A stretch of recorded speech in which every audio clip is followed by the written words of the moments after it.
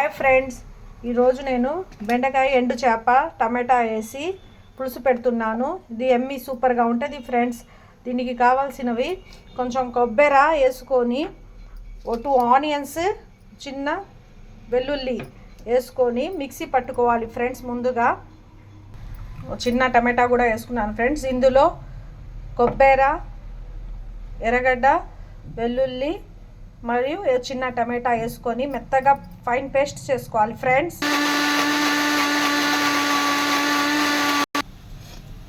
చూడండి, ఎండు చేపలు శుభ్రంగా కడిగి తీసుకున్నాను. టమాటా మిక్సీ పట్టుకున్నాను. ఇందాక చూపించాను కదా, ఎండు కొబ్బరి, వెల్లుల్లి, ఆనియన్స్, చిన్న సైజ్ టమాటా వేసుకొని మిక్సీ పెట్టుకున్నాను. చిన్న నిమ్మకాయ సైజ్ అంతా చింతపండు నీళ్ళల్లో నానబెట్టుకోవాలి. చూడండి ఫ్రెండ్స్, గిన్నెలో 2 స్పూన్ ఆయిల్ వేసాను. ఆయిల్ వేసి బాగా ఆయిల్ కాలిన తర్వాత కొంచెం ఆవాలు, కరివేపాకు రెండు వేసుకొని తర్వాత ఆనియన్స్ వేసుకున్న తర్వాత ఆనియన్స్ బాగా బ్రౌనిష్ కలర్ రావాలి. ఆనియన్స్ బాగా ఫ్రై అవ్వాలి ఫ్రెండ్స్. చూడండి ఆనియన్ బాగా బ్రౌన్ అయింది. బ్రౌన్ అయిన తర్వాత టమాటా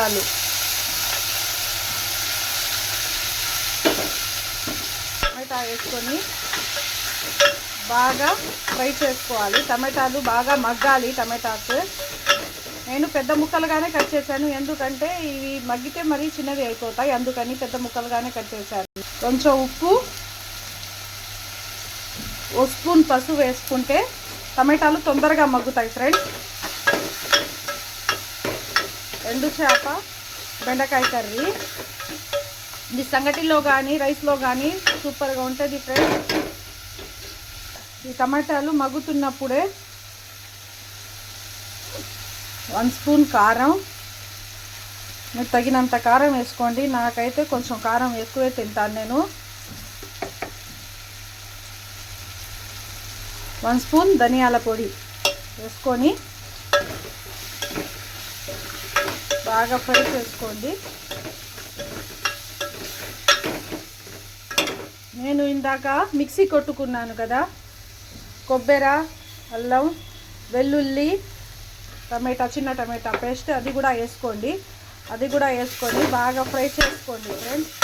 పచ్చి వాసన పోయే వరకు బాగా కలుపుకోండి. దీంట్లో కొబ్బరి వేసాము కదా, పచ్చి వాసన పోయే వరకు బాగా ఫ్రై చేసుకోవాలి.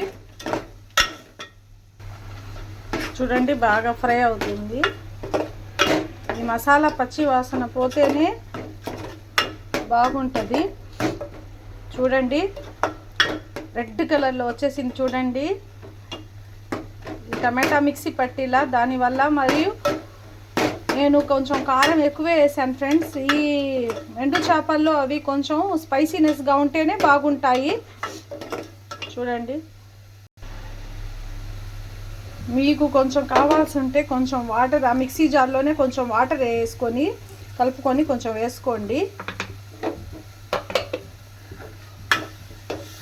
వేసేటప్పుడే ఇందాక క్లీన్గా కడిగి పెట్టుకున్న ఎండు చేపలు అవి వేసుకోండి. నేను ఎక్కువ వేయటం లేదు ఫ్రెండ్స్, 3 వేసుకున్నాను. మీరు కావాలంటే ఎక్కువ కూడా వేసుకోవచ్చు. మా ఇంట్లో నేను, మా హస్బెండే తినేది, మా పిల్లలు తినరు, అందుకని 3 చేపలు వేస్తున్నాను. ఇది చుక్కలు కానీ తాటాకు చేపలు అంటారు, అవి కూడా వేసుకొని చేసుకోవచ్చు. చూడండి ఎలా బాగా ఫ్రై అవుతుందో. ఇందాక కట్ చేసి పెట్టుకున్నాం కదా బెండకాయలు, ఆ బెండకాయలు కూడా వేసుకోండి.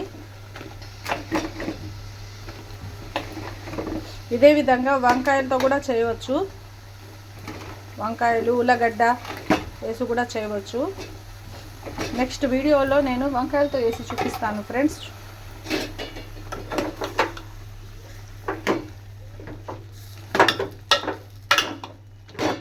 చూడండి మసాలా బెండకాయలకి బాగా పట్టిన తర్వాత వాటర్ వేసుకోండి.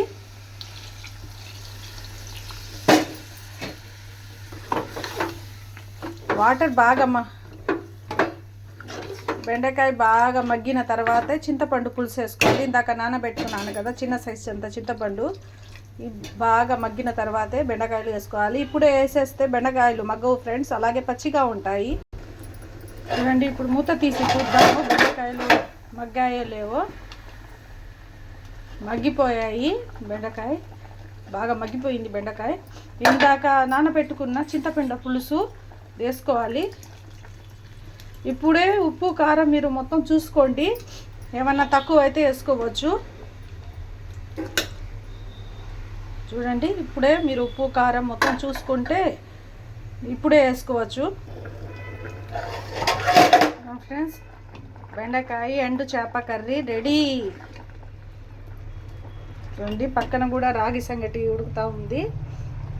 దీంట్లో కాంబినేషన్ సూపర్గా ఉంటుంది ఫ్రెండ్స్. బెండకాయ ఎండు చేప కర్రీ 10 మినిట్స్ తర్వాత చూశాను, బాగా మగ్గాయి బెండకాయలు మొత్తం.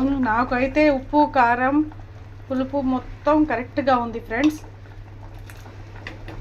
ఓకే ఫ్రెండ్స్, బెండకాయ ఎండు చేప కర్రీ రెడీ.